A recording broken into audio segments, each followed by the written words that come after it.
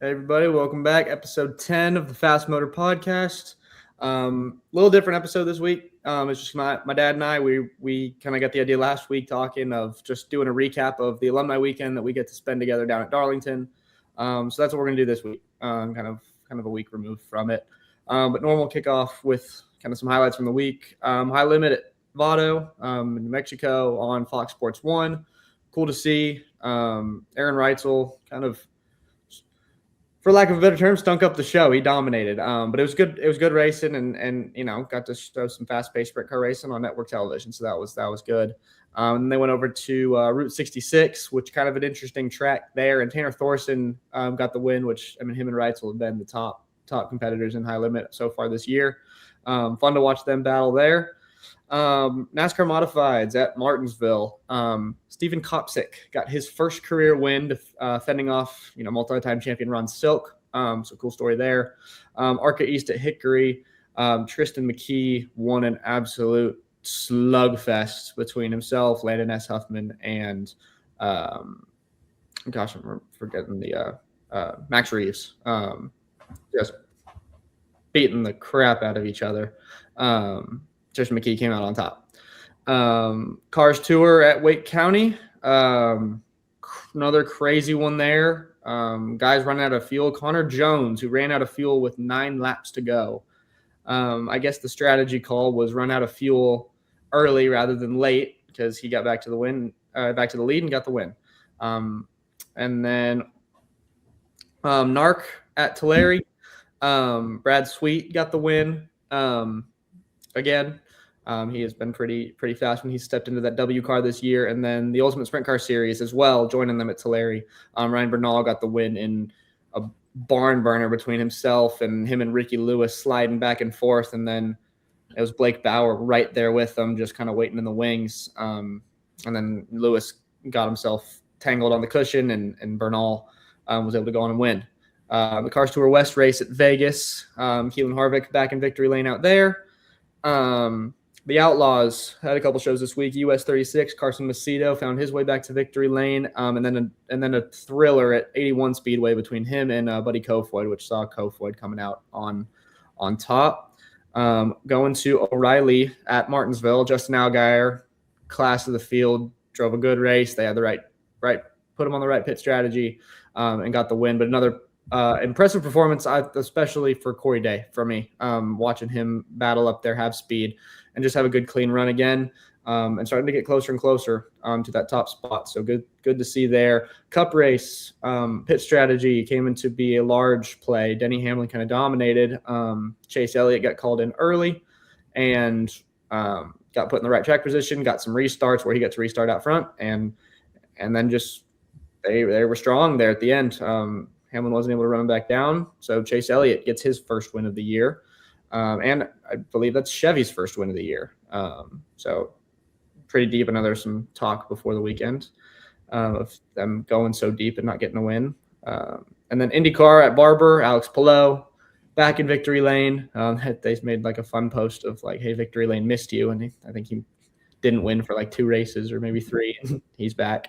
And then F1 in Japan, and Kimi Antonelli getting another win for him in that Mercedes car that they've built pretty dang well with this new package. So a lot more drama storylines throughout the week. Dad, if you wanted to touch on anything, add anything, or no, I think a couple things.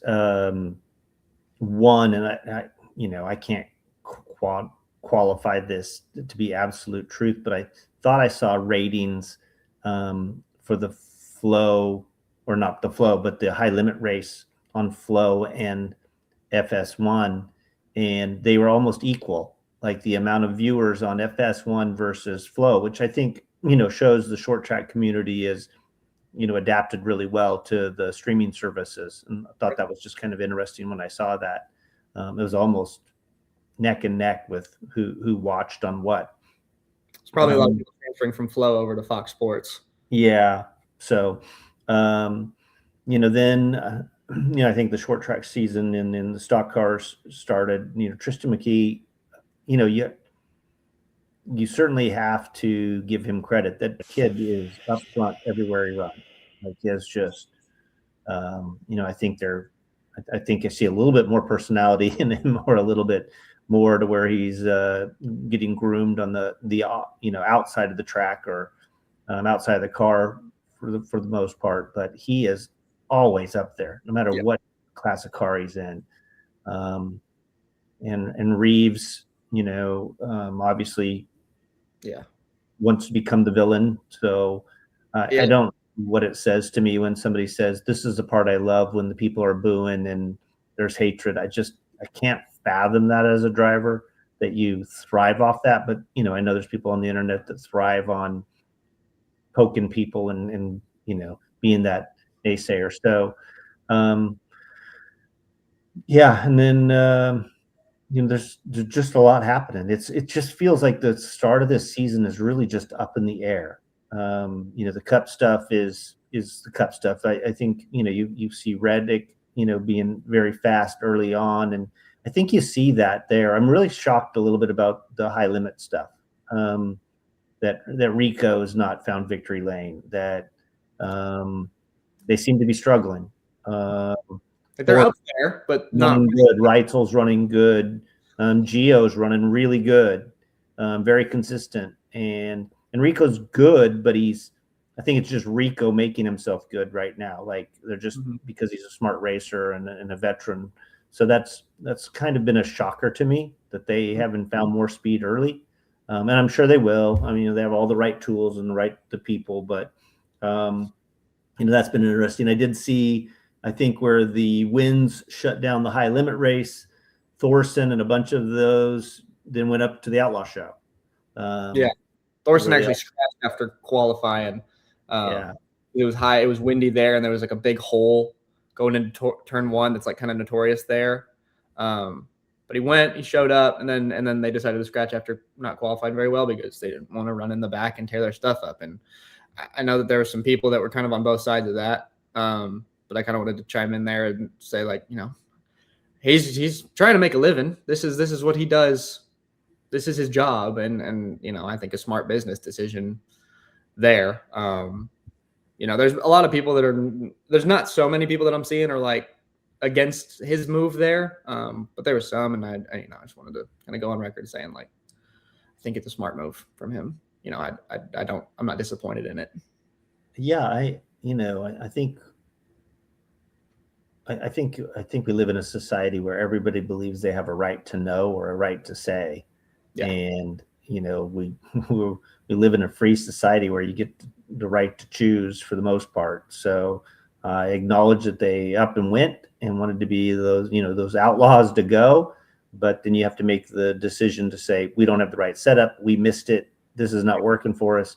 Chance to tear our car up or the chance to not make any money doesn't make any sense. So we'll save and go home. And that's all anybody needs to know. Like, he made the decision. Like, they don't have a right to say. So I get it. I think we all want to see racers race, and you want to see them go head to head and the best in high limit right now or whatever. And, go against the Outlaws, but you also were set up for a completely different place, and, who knows? So I totally agree. And then I also want to go back to the kind of the Max Reeves thing.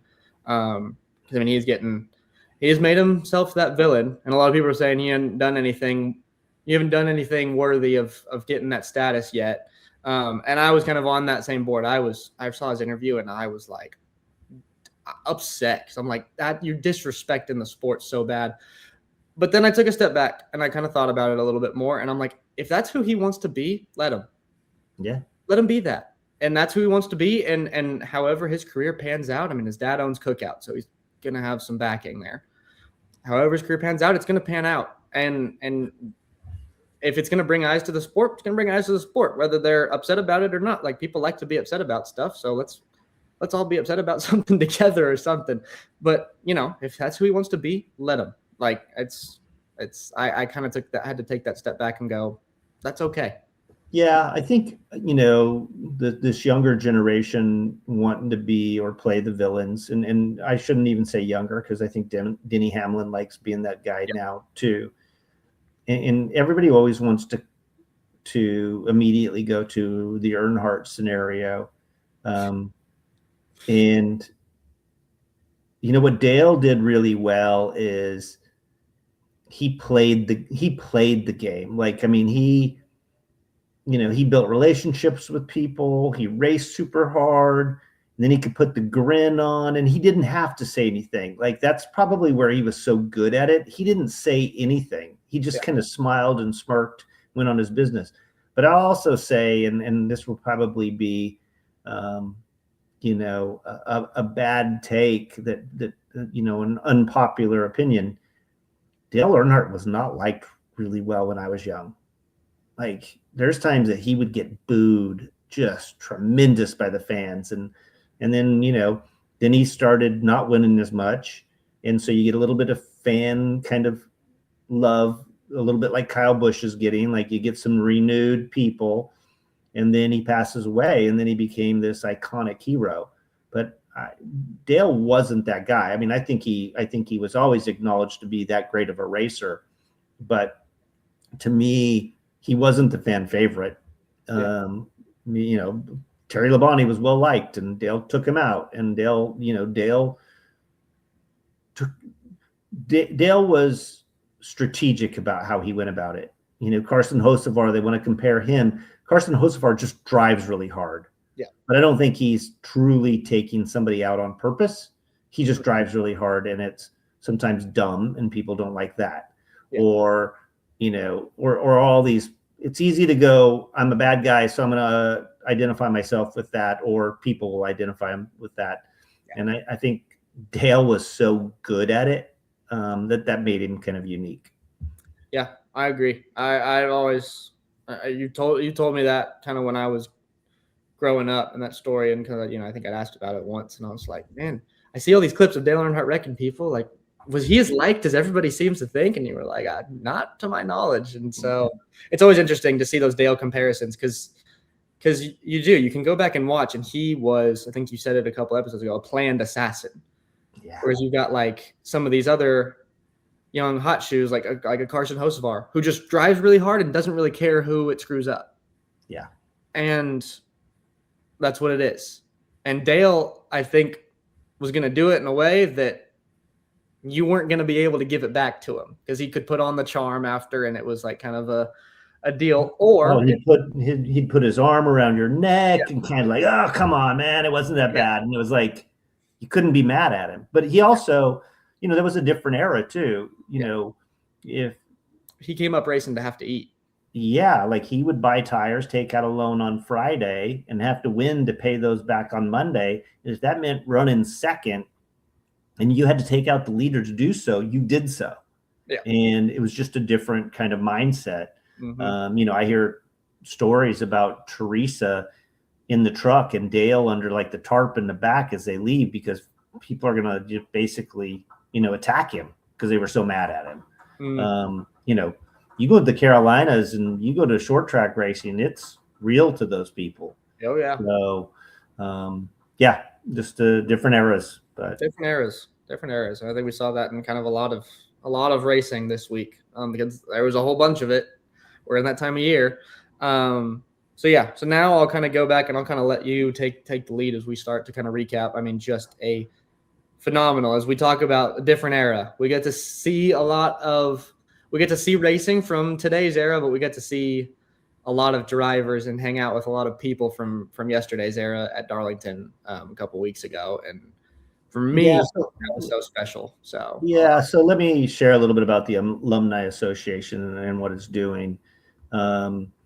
I don't really know where it began. I don't know the beginning, but I began to hear about these line of alumni get-togethers at Darlington a few years ago, and for me, I kind of was really jealous of those getting to go, because I was seeing faces that I knew from years past, and no way to really connect to a lot of them, and was really kind of wanting to go. And on the other side, I always wanted to be able to share it with you, because you were born, my last race in the trucks was when you were 3 months old. So, there was no memory of that, and no opportunity to see me in that kind of element.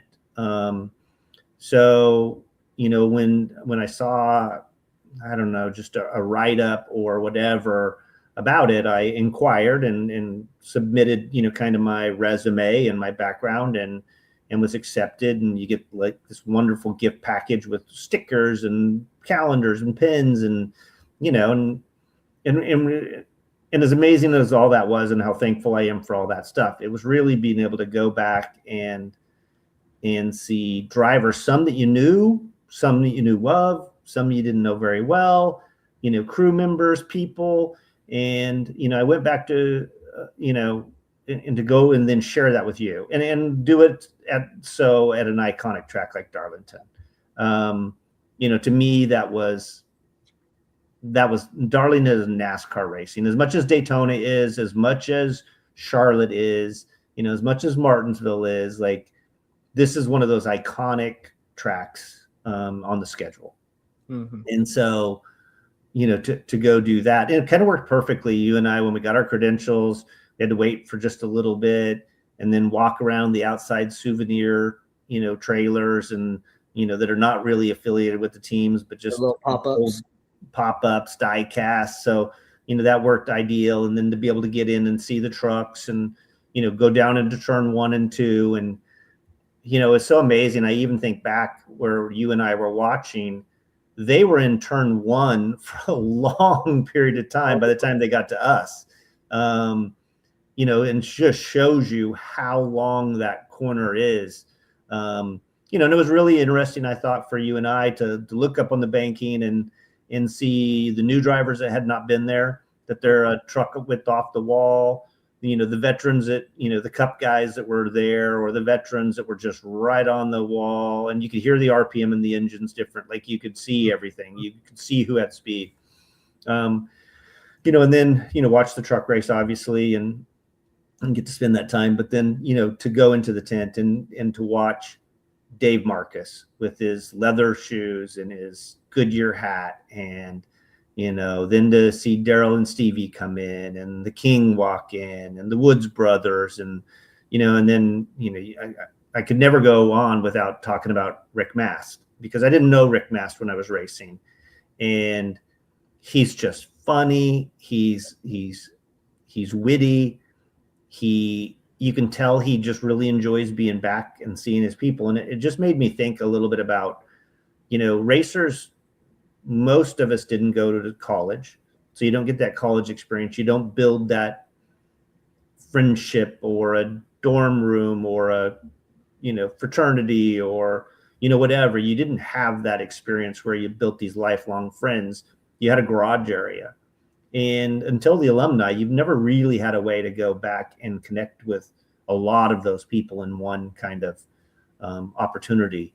And, you had to get your credentials, and that took time, and you had to be connected with somebody and try to figure it out, and who had passes available. And it didn't make you feel unwanted, but it made it a chore to go. And they've now made it to where we can go share that together. Mm-hmm. And you just felt that, like, when you walked into that tent, you felt like everybody was excited to be there. Everybody was excited to tell old stories. Like, see Randy LaJoy, see Mark Martin, see Terry Labonte, Bobby Labonte, like Jeff Hammond, like Lake Speed, and hear about, back when he won 30 some years ago. And just, gosh, I don't know. I hate even saying everybody's name. Mike Bliss, that I raced so much with on the West Coast, and then the trucks, and at night, Thursday Night Thunder, and the list goes on. And then the time we spent in the pits, and I'm sure you'll chat about, who you saw, but Jeff Dickerson, who's an owner at Spire. I knew Jeff when he worked on Tice Carlson's midget, and, kind of busted tires and was dirty half the time, and just happy and loved racing. Like, just he loved being around, the cars.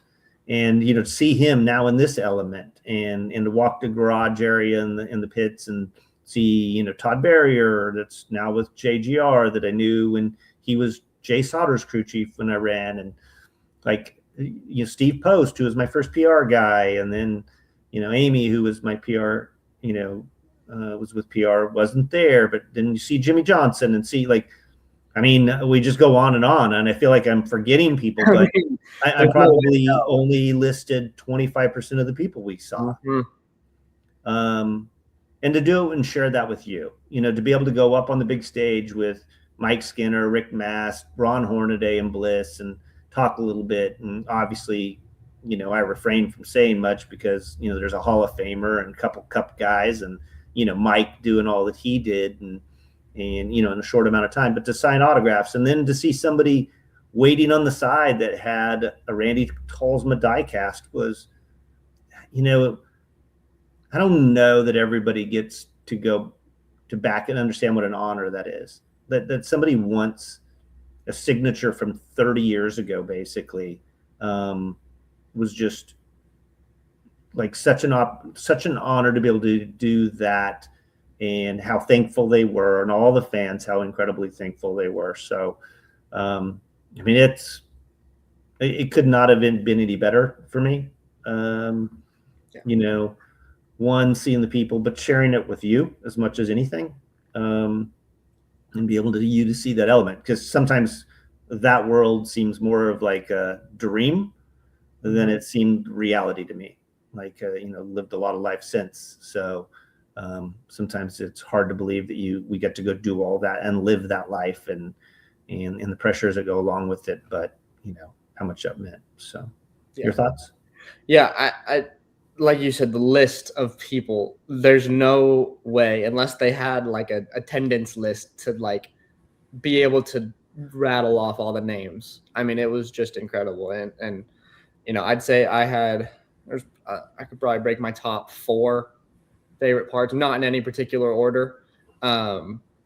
But the obvious is just seeing all of the legends of the sport, the names that I grew up hearing from everybody from Richard Petty and Darrell Waltrip, Mark Martin, to Rick Mast and Mike Bliss, who, aren't the most famous names, but they're heroes. I mean, they accomplished so much in racing. And to see all of those people and the way that the Alumni Association conducted it, to see all of those people celebrated the same, because they all made it. And every single driver, crew member, crew chief that was there, they made it. And the track president of Darlington and higher ups in NASCAR were there and came and introduced themselves to you and to me, and stayed and chatted about like old times, and what you're doing now, what they're doing now. Like, that was so much fun for me. Yeah, to hear, those that came up under Jim Hunter that was at Darlington, and where they'd been, where the track president had been, where Talladega and Daytona, and then, back to Darlington, and then MRN, and, like a lot of those that were with MRN, and then Winston Kelly that comes from the Hall of Fame. And, his voice to me is one of the iconic voices of NASCAR. Yep. And it's an honor to have him treat me so well. Yeah. I don't know that I deserved, the respect and the honor that they gave me, but you're right. Everybody was treated equally. No matter if you were the biggest superstar or just a guy that won a couple truck races at one point, that they appreciated us coming back. They appreciated us coming there and being part of it. And they appreciated, what we did in the sport. Yeah. And it felt that way. Like, you didn't walk away leaving anything less but than appreciated. And that was super cool. And a little bit unexpected, to be honest. Yeah, that's like I mean, it was just like that. And then to go even further is like, they didn't just go out of their way to make you feel special. Like, they went out of their way to make me feel special. Like, the girls that were there running the alumni tent, like when you got put on the bus to go do the parade, and they came out right over and were like, "Hey, you hop in our car. Like, we got room. Like, come with us so you can get with him to go on that parade." Like, just absolutely took care of everybody and just made everybody feel like a part of something. Like, I felt special to be your son there. And it was just, that was of course one of the coolest parts. Just, of course, seeing everybody, but just seeing how everybody was so respected. And then another one of my favorite parts, was, like you said, walking through the garage, especially on truck day, where we got to see and catch up with Steve Post. And then, I got to meet Butterbean, who I've become a fan of. I got to catch up with Dickerson, and just a lot of guys, and just got to see all these old guys, and Tracy Hines and Pepper, and just all these guys that, I grew up. Some of them I had watched race, and, some of them I knew through you, and then some of them who didn't.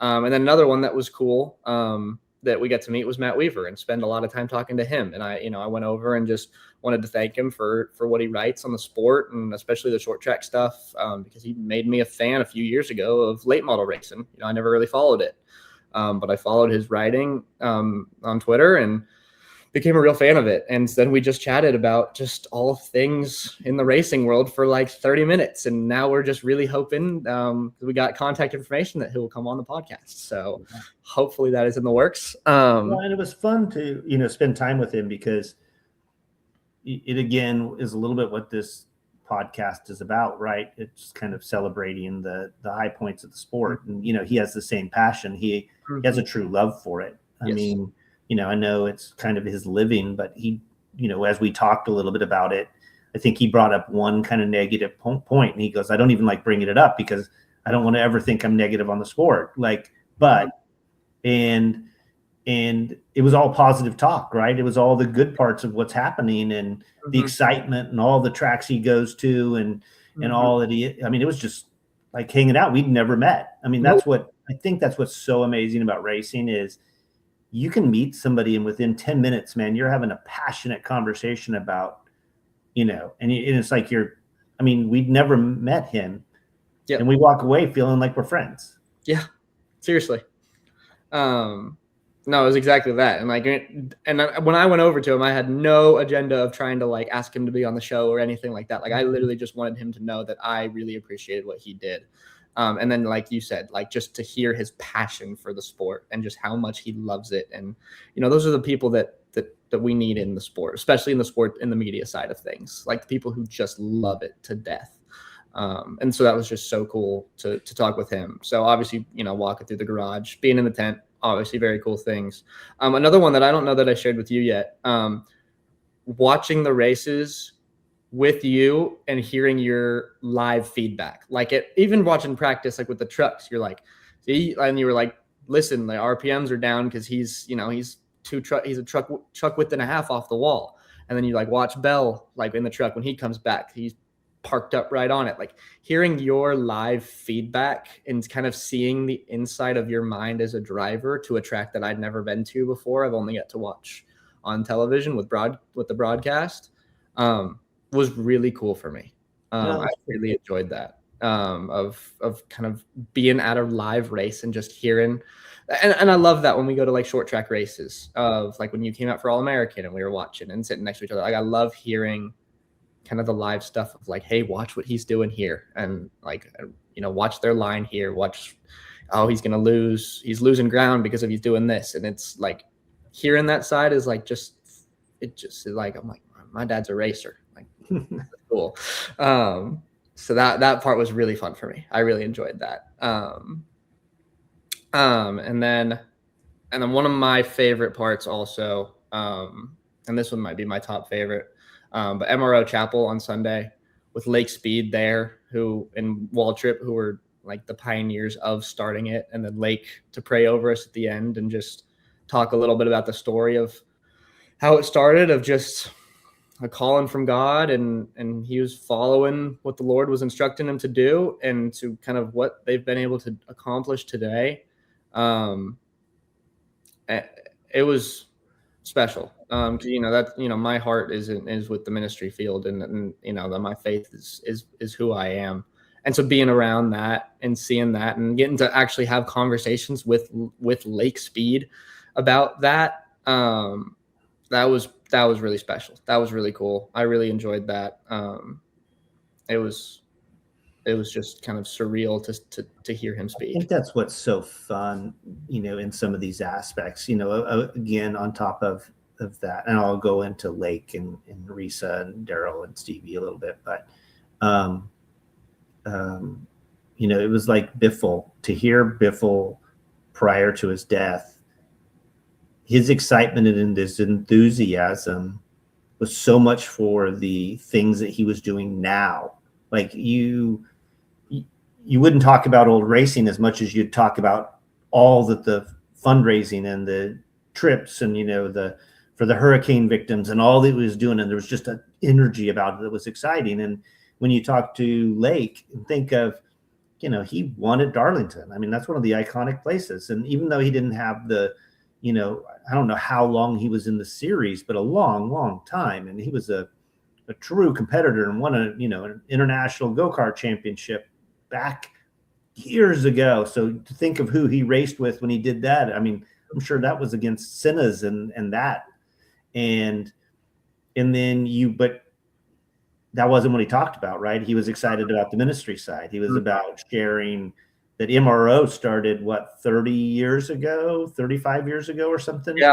At that race. That was the first ever chapel. And you had Christians who were wanting to be faithful, but they raced every Sunday. So there was no church. And I don't even know that church was as prevalent on Wednesday nights. And if not, you were probably traveling on Wednesday nights. So you just had no place to fellowship with other believers. And so, I don't know where all of it started, but even years ago, when your mother and I were there, the ministry was challenged because you only had X amount and, to travel and to do all that took place and to get a tent set up and to get things, they started doing the children's ministry, which is really what helped a lot of it grow, which is taking care of the kids during the race time and trying to find its own path that, I think church was very church-like, and to adapt it into this kind of world where you're going to do a chapel service in 30 minutes, right? Like this is everything. Like you got to get a guy, like you're going to get a worship song and then we got to get into the message and we got to have you've got to do these things so fast. So, to adapt. And then how do you invest into the shops during the weeks? And, they were all part of that growth. And I think it has to be such an incredibly proud moment to see where it is today. And Billy Malden that's really taken it over and it's really instrumental with a lot of the growth and the, to where it is today. Because Billy's just a relatable guy. And so they've, he's cool and he's got a good vibe about him. And, I think it's the right draw. So, fun to see that always and to see who shows up and, you get to see people that we didn't see all weekend. And then on chapel, you look over and it's Kevin Briscoe, Brisky, driving school from, Bloomington and and to think his son is one of the premier cup drivers now. And so, it was just, it was an amazing weekend on so many fronts. Like it's just so much to talk through and share, but it's the amazing work that is that's being done by the Alumni Association and along with the Hall of Fame. I think there's a real tie there of the people. And then the drivers to come out and Ernie Irvin and Jerry Nadeau and that have had just traumatic injuries. And then, there's just everybody to come out and enjoy it. And you see it and there's just a brotherhood there that's pretty special and just very thankful I'm a part of it and got to share that with you and share it in the future. Yeah, no, absolutely. I could not have said it better. I've just all the people we got to see. And then I got to experience that with you because, I didn't get to grow up watching you race. But I got to grow up on the stories and then to go back this weekend and see all the faces that are in those stories. Some who I've met before, but some who I haven't. Like a Mike Wallace or I don't think I met Skinner even before then. Of just guys that you raced with that I grew up hearing the stories of you racing with. And then to go put faces to that was truly special. So baseball season's behind us now. So now I get to go and do these things with you. So that was, again, just, I could not have been a better weekend. It was just weather, everything. Everything. And thank the Lord for the weather, because the weather was beautiful. Yeah. It just could not have been a better weekend. So that kind of wraps up. We're going to be a little bit shorter today, but before we get out of here, Dad has never answered the rapid fire questions. So Dad, you're going to get to answer the rapid fire questions because somebody's got to answer them. So in case you don't have them memorized, favorite track? This will be a long-winded answer. Meridian Speedway is my favorite track. Yeah. It's where I grew up. It was bigger than life when I was a little kid. And my uncles raced there. My dad raced there. I played football in the infield at one point. I pulled weeds down the backstretch. I worked in the concession stands at some point, and I ran a million laps there in practice and spent Thursday nights after open practices hanging with friends. So it's just a place that's just, and just the fans are amazing, and the track workers are amazing. They've all been there forever. There's families that have just grown up, raised their kids, and are now raising grandkids or great grandkids. So Meridian Speedway is always. Racing wise, when people ask me, I loved anything that was flat and had no grip. So Milwaukee's, the old Loudons, actually the old Homestead was flat. Funny because I won on two kind of semi-high banked, half miles, but they had no grip. Yeah. And I think that's where I excelled, just because I ran so much high horsepower open wheel stuff that, you had to learn to manage tires and drive within the limits. And when they have no grip, driving at that level was always good. So, but Meridian Speedway, favorite track. Yeah. Mine too. Most memorable race you've watched?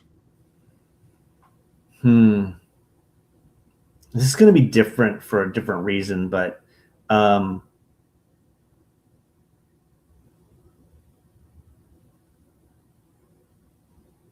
there's, I've watched, I don't even know how many races I've watched over my life.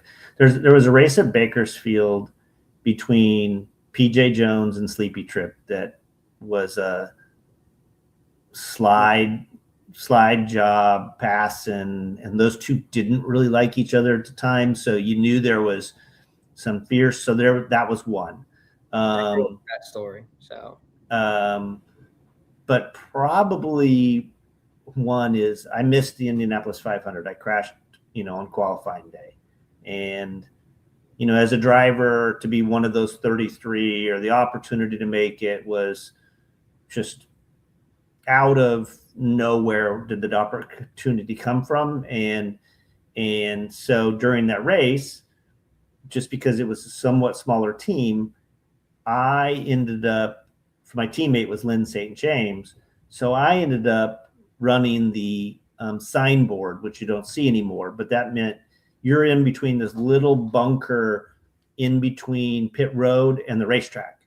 And so on the start, like you have wall on one side, wall on the other side, and it's just dusty and dirty. And so seeing the pack of, the car starting 3 wide and being in the middle of that with the signboard was probably, one of the few to ever do that. So that was a cool race to watch in some weird way for 2.5 hours in there with just a radio of what was going on and right on the signboard. And yeah, so that was pretty cool. I've never heard that story. That's a pretty wild angle to watch the Indy 500 from. Yes. Your racing hero growing up?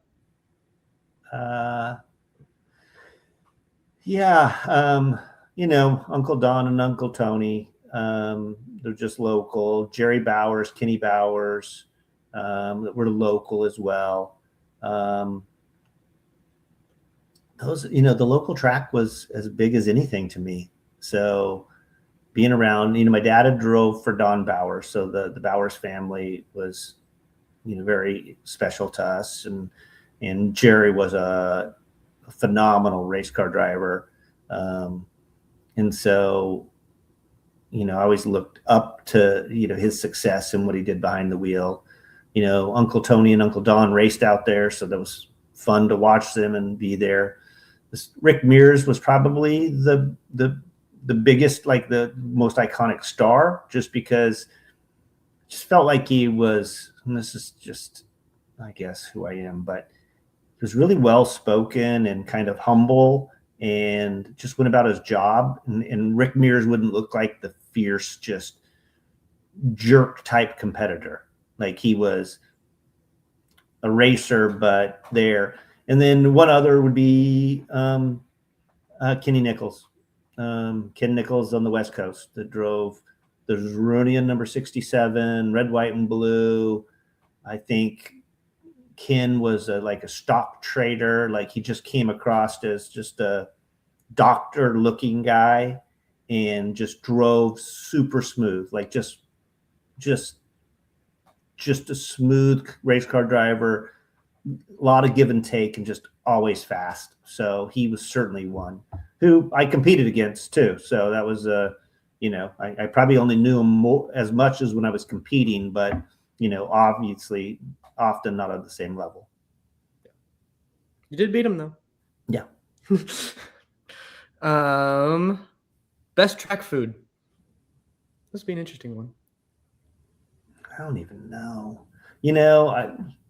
This would go back a long time. I don't even know if it's good anymore or if it was even that good then, but it was something unique, which was tri-tip sandwiches at Santa Maria. They probably, I'm sure that they still have. It's the first time I'd ever had tri-tip, and to have like real meat at a racetrack like that was there. I think I've had the Martinsville hot dogs, but I don't really remember them, but I'm sure I did. Yeah, I don't know. That's one that stands out. Yeah, that's a pretty iconic one. So, at least for us West Coasters. Yeah. Your favorite current series to watch? Wow. I hate not saying midgets, but it's not that. Probably High Limit or the Cars Tour. Those would be my two answers. So. I love the non-wing stuff. Live, I like non-wing. But High Limit, just I like how they've adapted the show. I like how, it's even, we were talking, I think at Darlington to somebody, and we were talking about High Limit and going to FS1, and it was like that. Their entire show was already designed to fit in network TV. Mm-hmm. So I like that they're thinking ahead of what will help promote the sport beyond just good racing, because World Outlaws, USAC, all of them are great racing. Mm-hmm. But to adapting to today's fan base of the younger generation and attention deficit disorder and paying attention off their phones long enough, like they've already started adapting and providing. So I love watching their shows because they're easy to watch. They're fun to watch. They go by quick, and it's great racing, and you're developing great stars, and you're watching stars, go. And I think the two sprint car series are really healthy. I think they help each other. They give a lot of opportunity and room for drivers to step up to that next level, where, only one might keep some people down. And then the Cars Tour, I just love what it's about. I think it's, I think that last race was a little bit of a stumble for him, but, overall, I like, they've had some great racing. Whatever their tire combo and the racing is, just the cars are loose and strung out, and you can bump somebody, but they can capture them. And, like, it's just phenomenal racing. Yeah, it really is. You've had some different car numbers. Which one, if any of them, or if they were just the car number of the owner, of the meaning behind it? Well, Grandma and Grandpa's car was number 76 because I think when I started racing go-karts, Dad was driving Uncle Tony's year-old car that was Spirit of 76 or something, number 76. So that's where that number started. And it didn't have a deep-rooted meaning to Dad, so it was just kind of started. And And then, the Caves car was number 2. And I don't know, it was just an honor to drive that car. And then when I got to Gary Howard's stuff, that was the number 61 in the midget. And not that I ever thought that number, but then when I went into the trucks, I'd ran the 61 in the midget and the Silver Crown car, and we didn't have a number for the truck. And there were so many trucks when I went into the truck series and we started Express Motorsports with IWX. There were so many numbers registered that you were the second or third number that somebody had. So they had from 0 to 00 to 99. They didn't do triple digits. Yeah. And all those numbers were taken. So we decided, well, 61's on a team that doesn't run all the time, we'll take 61. So that's where the 61 went into the truck. And then, then I ended up in the 25 for a couple of years, and then in the trucks. And then I went back to the 61 truck, and then I went to the 25 car. So 25 was always good to me. 61 was always good. Those were pretty meaningful because I ran them in multiple divisions and multiple cars. You ran in Chrisman sprint car as well. Yeah. So, I had those couple numbers that I ended up in multiple times, which was fun. So you ended up in 6 a couple of times too, on like some one-offs with Potter and on the midget and the Silver Crown car, and then with Caples. Was it Caples sprint car? The yellow. And then I think Ray Derby's, not Ray Derby's car, but Harkins. No, maybe it was 51, but yeah. But yeah, there's some numbers that just kind of repeated, just happenstance. So, and your favorite hobby outside of racing? I don't know. Watching you play baseball would have been it for the last, X amount of years. Because that's, I think we're always so committed. So, I did a lot of artwork. I don't do it as much anymore, but trying to get back into it, and that was a way that I always supplemented racing to be flexible. So I taught myself how to hand letter. Now the cars are vinyl and now vinyl wraps, so it's not even applying the vinyl, but and so I taught myself how to hand letter and airbrush, and Ron Green, that was on one of our early episodes, he has one of my paintings. Tony George from the previous owner of the Indianapolis Motor Speedway has one of my paintings. And I would, in Indianapolis, I would do paintings or helmet paintings or letter cars to make a living. And so as much as that was a job at times, it was also a hobby. It was a way that I grew up kind of fantasizing about the cars that I would race one day, is by drawing them. So I like that. Like movies. Seem to do a lot more outdoor anymore, but whatever. I'm pretty vast on that.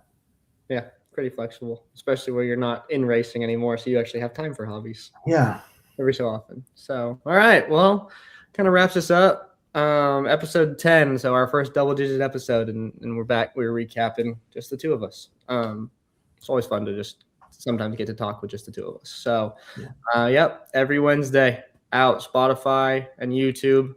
Tune in next week. Hopefully I have a guest announcement here in the next couple of days for the next one. So until then, we'll see you guys later.